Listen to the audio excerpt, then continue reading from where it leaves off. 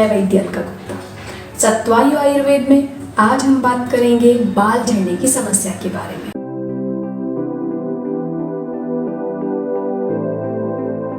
बाल झड़ना एक तरीके से हमारे देश की राष्ट्रीय समस्या बनता जा रहा है। हर दूसरा स्त्री या पुरुष इस समस्या से परेशान है। इतनी बड़ी समस्या है ये कि बॉलीवुड में भी इस पर मूवीज बनने लगी है। आज के वीडियो में हम जानेंगे कि बाल झड़ने की समस्या क्यों होती है, क्या होते हैं इसके कारण, और बाल गिरने की समस्या का निराकरण कैसे किया जाए, क्या क्या उपाय हम इसके लिए अपना सकते हैं। अगर किसी के 20 से 30 बाल रोज झड़ते हैं तो ये कोई समस्या की बात नहीं है, लेकिन अगर किसी के इससे ज्यादा और बहुत ज्यादा बाल झड़ते हैं तो ये एक बीमारी है। बाल झड़ने के लिए क्या क्या करना चाहिए ये तो हमने बहुत जगह सुना होगा, लेकिन बाल क्यों झड़ते हैं ये भी हमें जानना चाहिए। बाल झड़ने के 3 मेन कारण होते हैं।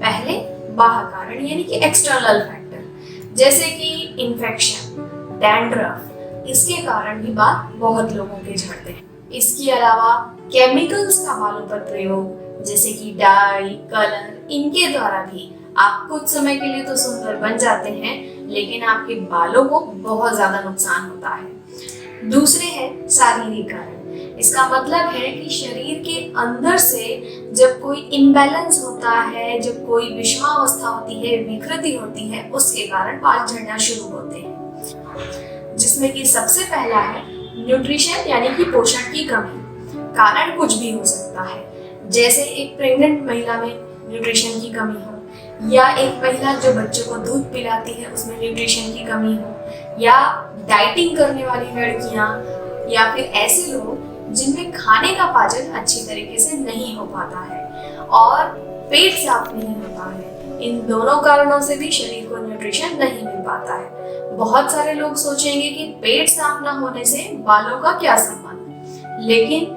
जिस व्यक्ति का पेट अच्छी तरीके से साफ नहीं होता है उसको माइक्रोन्यूट्रिएंट्स यानी कि जो पोषक तत्व हमारे शरीर के लिए बहुत आवश्यक हैं वो सारे नहीं मिल पाते हैं, और बालों की, आंखों की और हड्डियों की परेशानियां शुरू होने लगती हैं। इसके साथ ही पित्त प्रकृति के लोग, जिनमें शरीर में उष्णता बढ़ी हुई होती है, उनके भी बाल आसानी से झड़ने लगते हैं। ऐसे लोग जो तीखा, मसालेदार बहुत ज्यादा खाते हैं, फर्मेंटेड यानी कि बेकरी प्रोडक्ट जैसे कि ब्रेड, बिस्किट, ये सारी चीजें जो ज्यादा खाते हैं उनके शरीर में भी अम्लता बढ़ जाती है और बाल झड़ना आसानी से शुरू हो जाता है।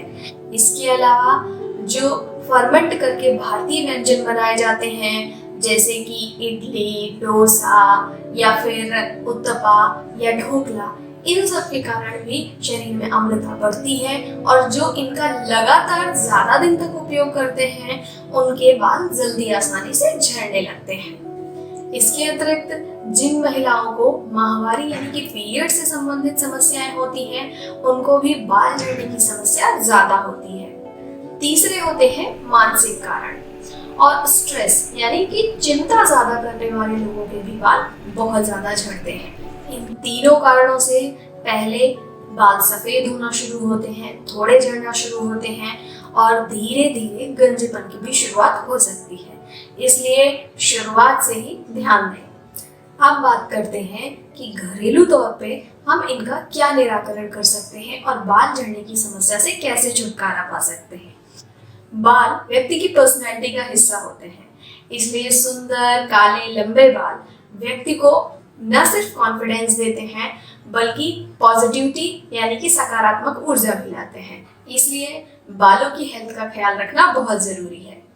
चिंता नहीं करनी चाहिए, क्योंकि चिंता के कारण झड़े हुए बाल व्यक्ति को और भी ज्यादा चिंता में डाल देते हैं और बाल और झड़ने लगते हैं। इसलिए इस प्रक्रिया को रोकने का एक ही उपाय है कि चिंता कम करें। ज्यादातर महिलाओं में बाल झड़ने के मुख्य कारण शारीरिक कारण होते हैं, लेकिन ज्यादातर पुरुषों में बाल झड़ने के मुख्य कारण मानसिक होते हैं। यही वजह है कि पुरुषों में गंजापन जल्दी शुरू होता है, क्योंकि मानसिक कारण के द्वारा झड़े हुए बाल वापस नहीं आते हैं। बाल झड़ना रोकने के लिए हम घरेलू तौर पे क्या क्या उपाय कर सकते हैं। सबसे पहले तो जो भी कारण मैंने बताए हैं उनको बंद कर दें, यानी कि उनका प्रयोग ना करें। खाने पीने की चीजें हो या फिर चिंता हो। अपने मन को शांत रखने के लिए आसन और प्राणायाम करने चाहिए। इसके अलावा अगर स्कैल्प में यानी कि सिर में अगर रक्त का सर्कुलेशन अच्छा बना रहता है तो बाल कम झड़ते हैं। इसके लिए सर्वांगासन, विपरीत करणी, त्रिकोणासन, पर्वतासन, ये सारे आसन फायदेमंद हैं।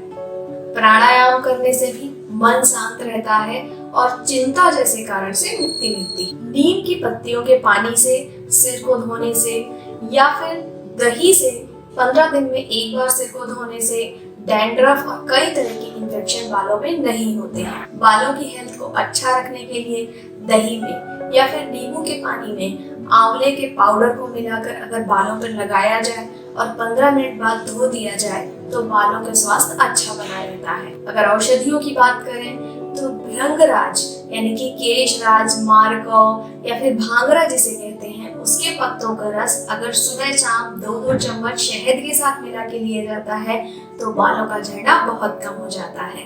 परवल के पत्ते भी इसी तरह बहुत फायदा करते हैं। रात को त्रिफला घी और शहद के साथ लेने से या फिर सुबह सुबह घी के साथ शक्कर लेना भी बहुत फायदेमंद है। इससे बालों का झड़ना बहुत कम होता है। गुडुची का चूर्ण सुबह सुबह 1 चम्मच शहद के साथ लेना भी बाल झड़ने की समस्या में बहुत लाभदायक है। इसके अलावा बालों में एलोवेरा का रस लगाना भी बालों की हेल्थ को बहुत अच्छा कर देता है और बालों में जो पित्त बढ़ा हुआ रहता है उसको कम कर देता है, जिसके कारण बाल झड़ना कम हो जाते हैं। जो बरगद की जड़ें होती हैं उनमें पकाया हुआ नारियल तेल या जटामांसी के चूर्ण में पकाया हुआ नारियल का तेल बालों के लिए बहुत लाभदायक है। जिन लोगों को रात में नींद नहीं आती है, बहुत ज्यादा चिंता करने की आदत होती है, जो किसी बात से बहुत ज्यादा परेशान रहते हैं, ब्राह्मी चूर्ण या जटामांसी चूर्ण अगर वो रात में लेते हैं तो उन्हें भी उनकी चिंता से आराम मिलता है और बाल झड़ने की समस्या से भी। बालों को पोषण देने के लिए जरूरी है कि आप हफ्ते में कम से कम 2 बार बालों में तेल जरूर लगाएं और अच्छे तरीके से मसाज करें।